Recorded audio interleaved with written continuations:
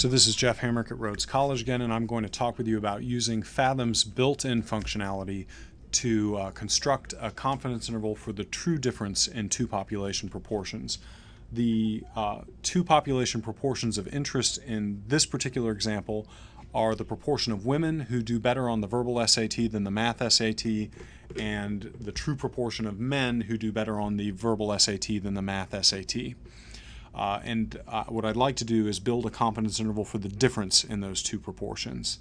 So what I'm going to do here with this gender and aptitude data that we've been working with throughout the semester is drop down this estimate bar, this estimate option from the toolbar up here, and I would like to build a confidence interval for the difference of proportions.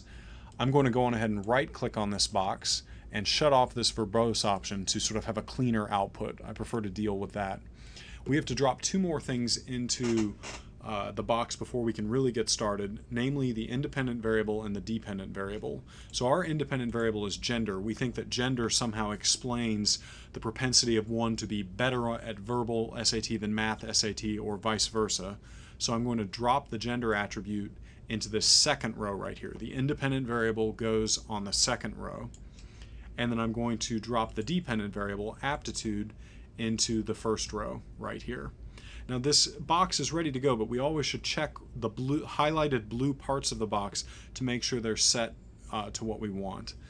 The one thing that I don't like here is what's being called the success state of the dichotomous dependent variable.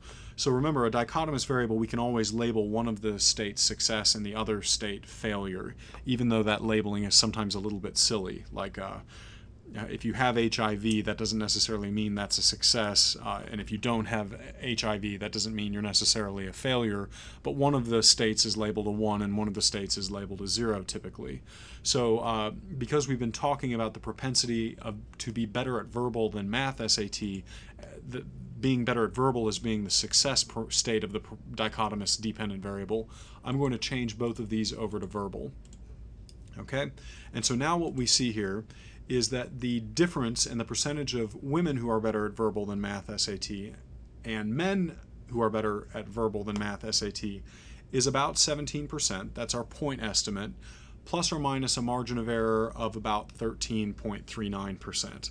So in other words, the 95% confidence interval, and of course I can change this blue value right here, the 95% confidence interval for the true difference in the proportion of women who do better at verbal SAT than math SAT and men who do better at verbal SAT than math SAT is between 0.043 and 0.311. Okay, so that's how you use Fathom's built-in confidence interval construction functionality to handle confidence intervals for the difference in two proportions.